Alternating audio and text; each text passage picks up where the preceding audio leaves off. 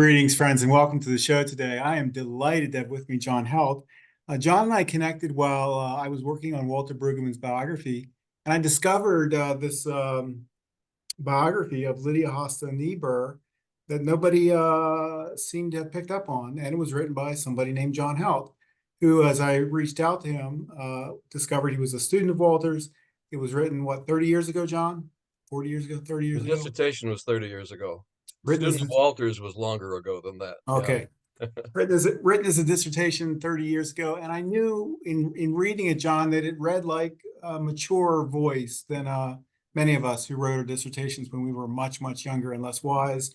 And I liked it, and it read well. And so I contacted you. You picked it up, and Stock has just published it. It's just come out, and so I'm delighted to have you with us today to talk about the book, the origins of the book, the impact of the book on you and on the church, and what you're doing with the book. So why don't you introduce yourself in the book, and then take it where you want it, and we'll fill in the gaps.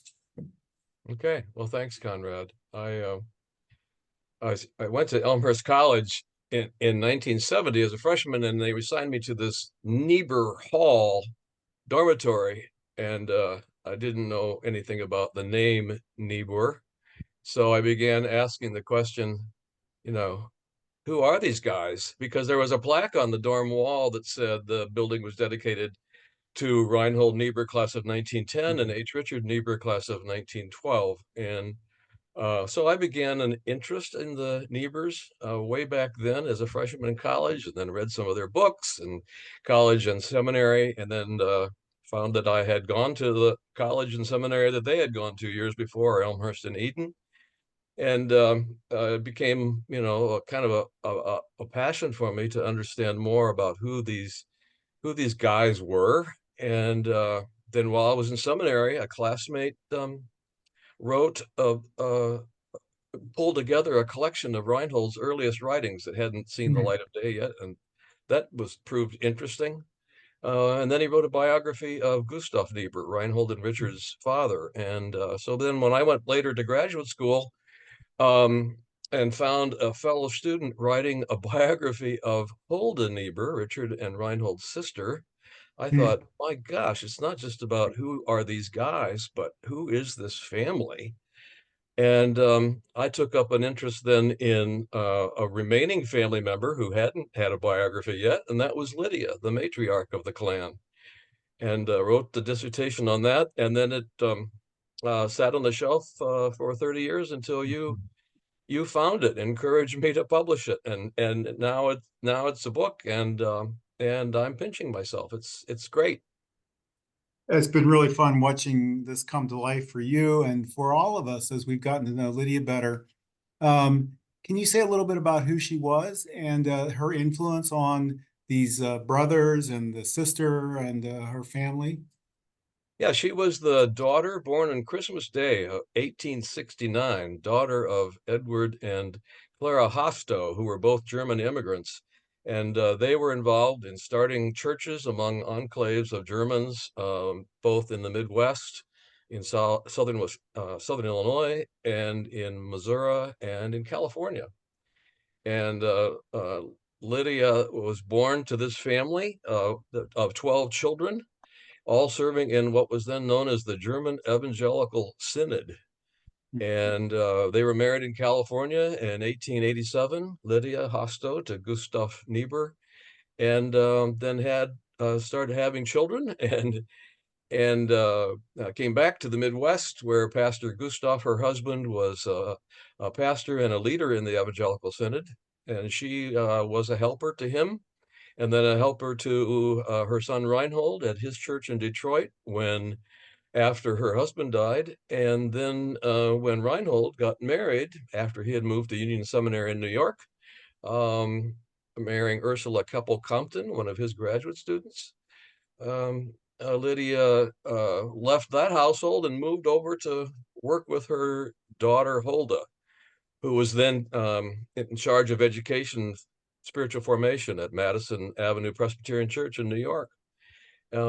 And then went to McCormick Seminary as the first female faculty member of McCormick Seminary. And Hulda was, and Lydia, her mother, was kind of her right hand, as she had been for her son Reinhold and her husband Gustav and her father Edward. So she had this life of being there in the church, not in an authorized ministry position, but clearly as a kind of associate pastor for many, many years.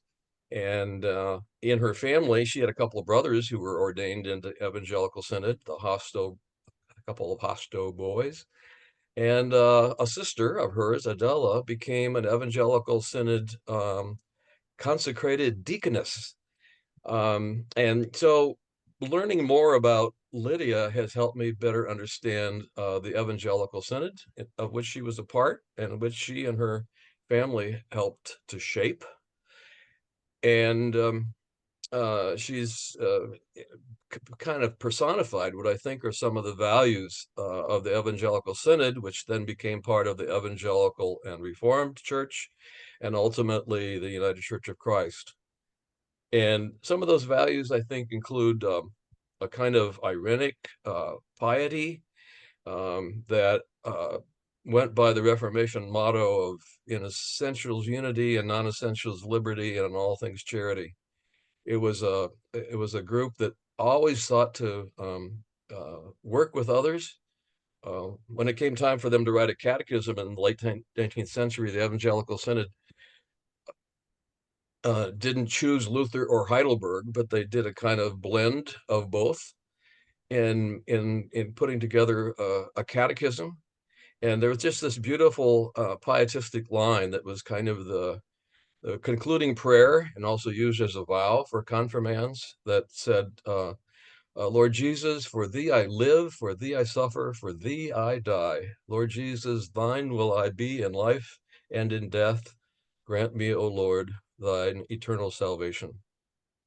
So this pietism was a heartfelt thing, but also a head thing, and that required serious education for people who were training for ministry. Not only ordained ministry as pastors, which then at that time was men only, but for these women who were evangelical deaconesses. And so my take on Lydia's life is that though she was never ordained as a clergy person, nor consecrated as a deaconess like her sister Adela, she was a de facto consecrated, ordained minister, but was one who, as was often the case in the 19th century and early 20th century, was in the background and kind of hidden. So the subtitle is The Buried History of an Evangelical Matriarch. John, to what degree is there a direct line between what you know of Lydia, the matriarch, and her sons and Huldah, in terms of theology and belief? And to what extent did did the brothers in particular carve new lines for the church, new direction for the church that perhaps Lydia wasn't, did not come out of the tradition you're referring to? Mm-hmm. I I think in the beginning, her interest in being relevant to the culture and society that she was living in was key. She grew up in a family that spoke German, but she learned English, and I think helped her father learn English, and was often one who promoted the use of English language long before that became common in the Evangelical Synod. The German Evangelical Synod didn't drop the name German from the name of the denomination until after World War I. But she and her sons in particular were advocating for becoming more Americanized at a very early time. Um, and and two other aspects of her life that I think she passed on to her kids were that uh, the importance of Christian formation. What she said was that it wasn't the doctrine uh, that passed along that was the most important thing in Christian education, but it was developing relationships with the students and honoring them as children of God.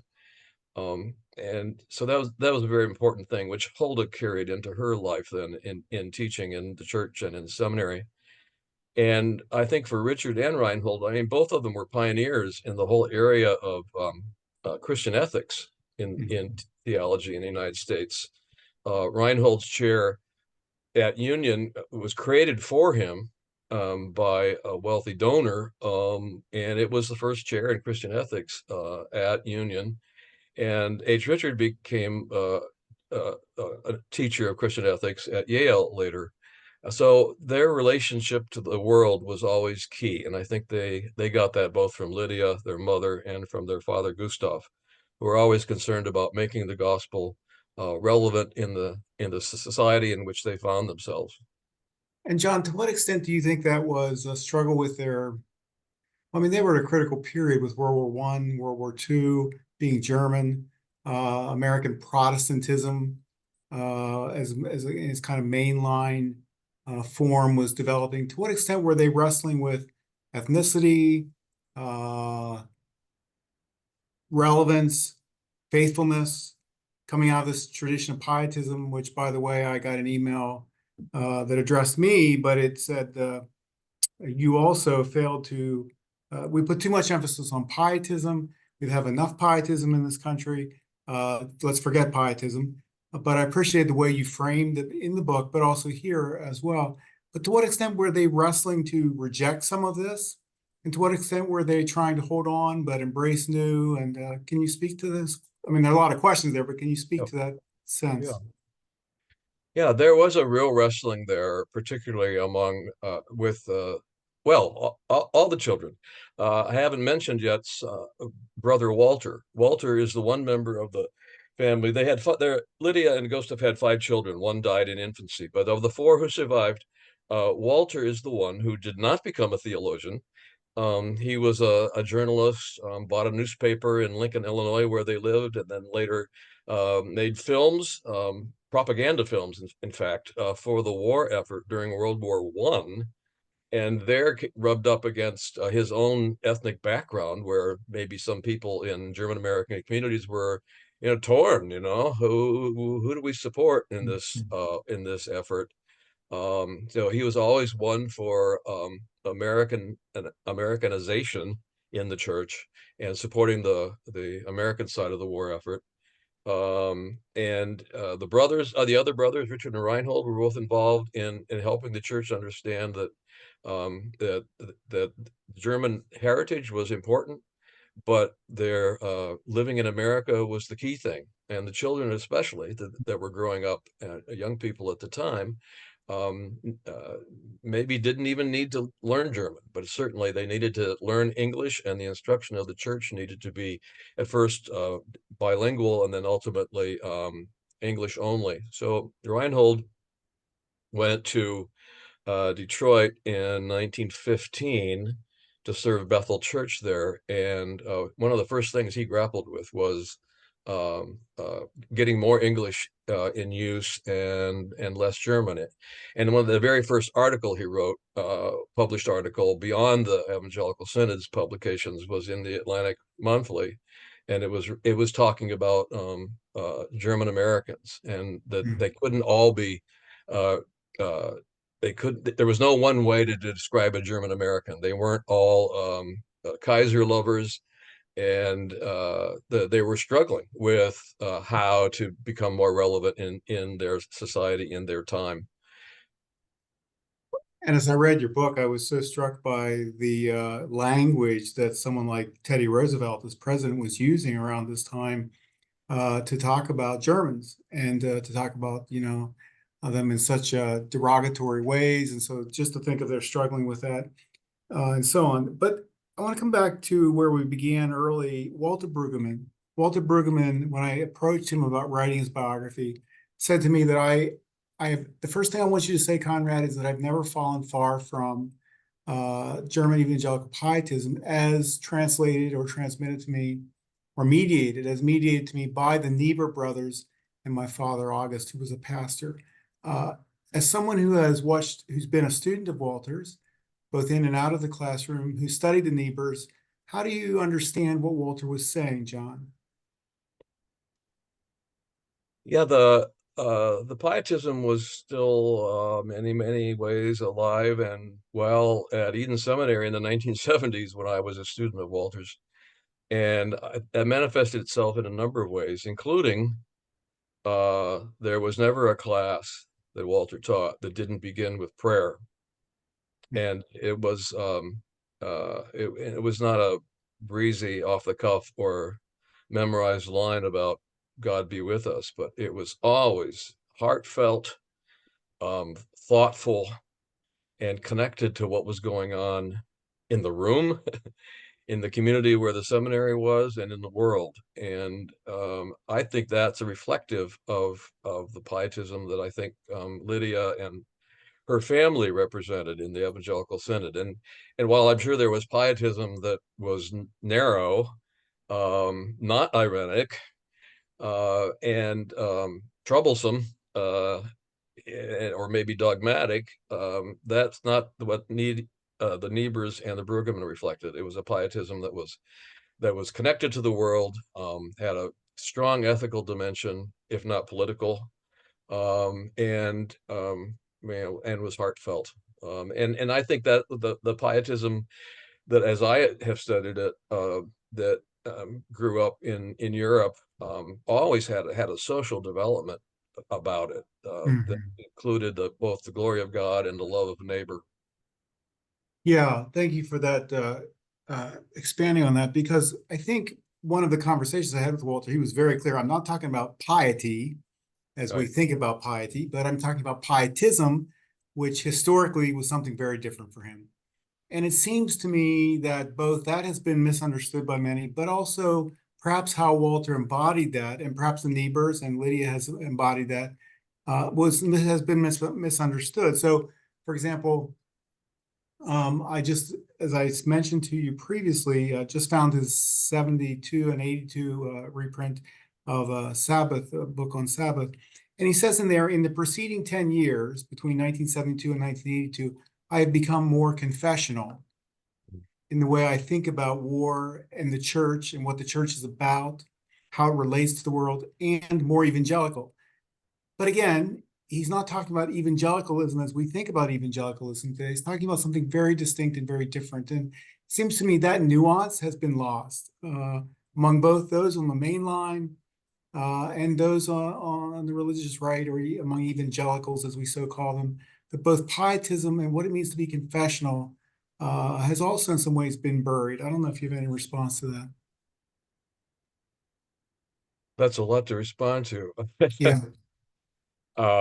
Yeah, I just think the pietistic tradition is much misunderstood, and I don't understand all of it myself. But in terms of the Evangelical Synod and the Niebuhrs and Walter Brueggemann, I think it is a non-rigid, Mhm. peace-seeking, and when Mhm. he talks about being more confessional, I think that goes back to a time when early evangelical pastors rubbed up against some what were then known as confessional Lutherans, Mhm. perhaps Missouri Synod, Lutheran Church Missouri Synod, where there was very clear, this is what we believe, and you don't stray from that. Whereas in the Evangelical Synod, it was always the concept was, before they had a catechism even, it was, well, we read Luther's catechism representing Lutheranism, we read Heidelberg Catechism representing the Reformed tradition, and where those things disagree, Mhm. we defer to a conscience informed by the Holy Spirit.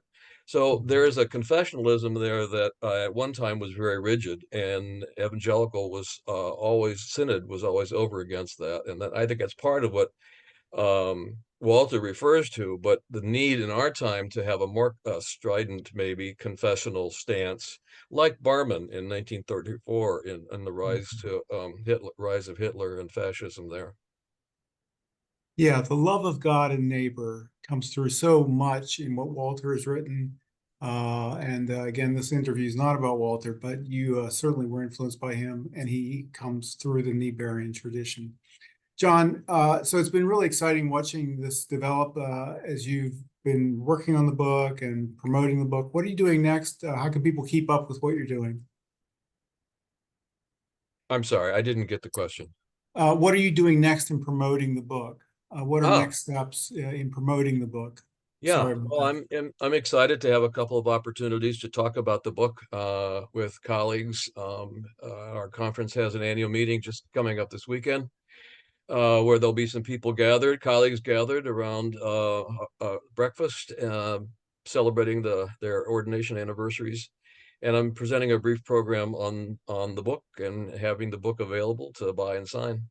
And then later in the summer, early fall, I'm hoping to do something at my alma mater and the Niebuhrs and Walter Brueggemann's Elmhurst, talk a little about the book there, because I think as I said in the beginning, there's a real connection between the Evangelical Synod and the Niebuhrs and uh, the institutions that they spawned, and two of them are still going, which is Elmhurst now University and Eden Seminary.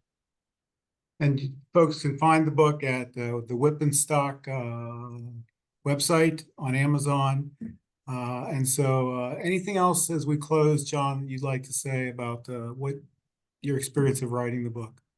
Well, just that I thank you for helping me recognize it had some value, though it was old, and that it had as a contemporary relevance that maybe it didn't even have when I wrote it 30 years ago.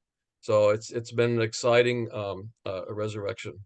Thanks. Well, it's been my pleasure, and it has. I think the relevance is so important that you point out that it has for today. You know, the church could have gone a variety of directions in the last 50 years, Yeah, but go let me ahead. interrupt to say one more thing that it should have included, and that is any way that we can have a new understanding, or at least a nuanced understanding of evangelical Yeah, in our culture at this time is just it's critical. it really is, because I think, as Walter has long said, it's been missed on both sides. If you think about left and right together. John, thank you for being with us. Good luck, blessings this weekend as you go. I look Thank forward to you. hearing about the connections you make. Thanks for the journey you've allowed me to be a bit of part of, and blessings to you. Thanks, John, so much for being part of the show today. Thank you. Thanks, everybody.